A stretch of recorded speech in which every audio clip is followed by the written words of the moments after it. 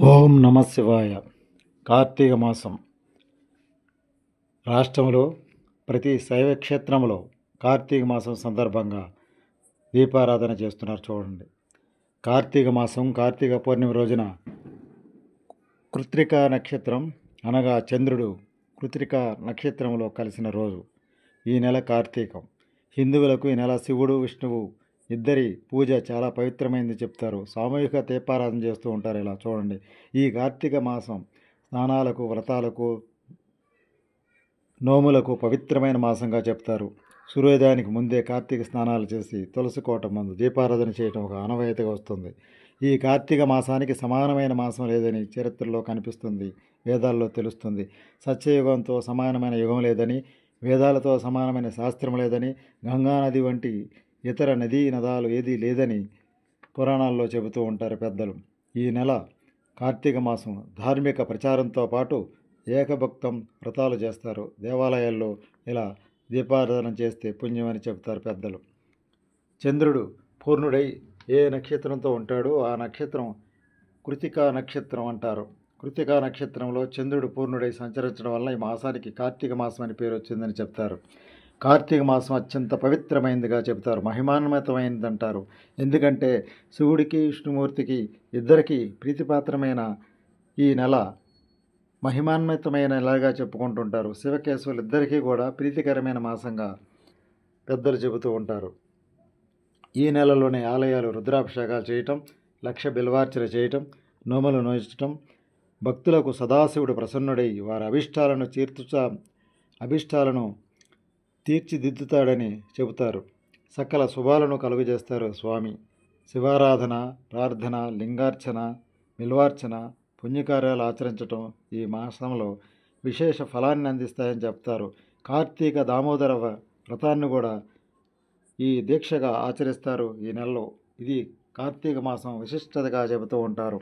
ప్రతి శివాలయాల్లో నవగ్రహాల చుట్టూ ప్రదక్షిణాలు చేస్తూ ఉపవాసాలుంటూ ఎంతో భక్తి శ్రద్ధలతో ముందుకు సాగిపోతూ ఉంటారు. ఎక్కువగా మహిళా తల్లులు ఎక్కువ మంది ఈ కార్తీక మాసంలో ఉపవాసం ఉండి పూజలు చేయడం ఒక ఆనవాయితీగా వస్తుంది. ఉదయం పూట స్నానం ఆచరించి తులసి కోట చుట్టూ ప్రదక్షిణాలు చేస్తూ భక్తిని చాటుకుంటూ ఉంటారు. ముఖ్యంగా విష్ణుమూర్తికి, శివుడికి ఇద్దరికీ కూడా ప్రీతికరమైన మాసంగా ఈ కార్తీక మాసాన్ని చెబుతూ ఉంటారు. ఏదైనప్పటికీ కార్తీక పౌర్ణమి విశిష్టత చాలా గొప్పదనే చెప్తారు.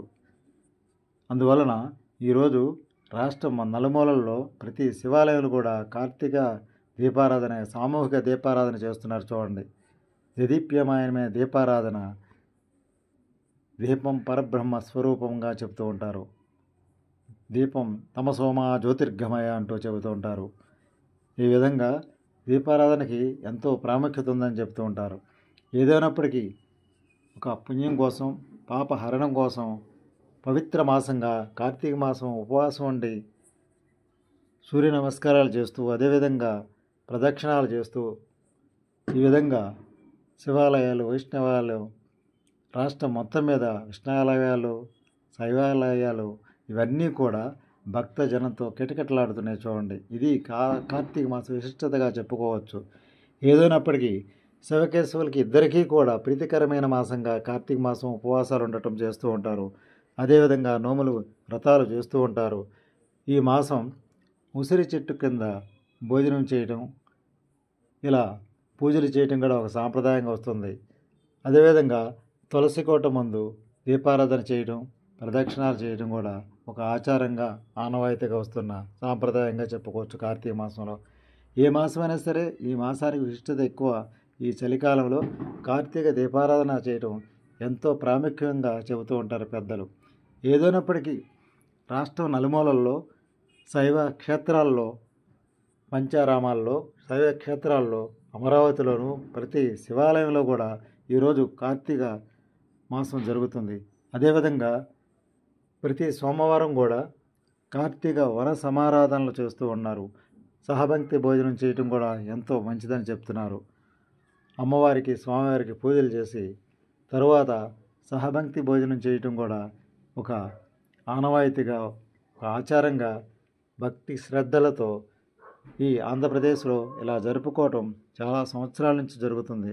కార్తీక మాసం సమారాధన చేయటం నిత్యకృత్యంగా ఎంతో పవిత్రమైన మాసం కాబట్టి ఈ కార్తీక మాసంలో అందరూ కలిసి సహభక్తి భోజనం చేయటం కూడా ఒక విశేషంగా చెప్పుకుంటూ ఉంటారు. ప్రతి సోమవారం కూడా సమారాధనలు, వన సమారాధనలు చేయటం గొప్పగా చెప్పుకుంటారు. అంటే చెట్లను ప్రేమించడం, చెట్లను గౌరవించడం, ముఖ్యంగా ఉసిరి చెట్టుని గౌరవించడం ఎంతో గొప్పగా చెబుతూ ఉంటారు. అది కార్తీక మాసం యొక్క ప్రాముఖ్యతగా చెప్పుకోవచ్చు. ఏదైనా సరే తెలుగునాట, తెలుగు నేల మీద భక్తి పరిడి వెళుతుందనే చెప్పాలి.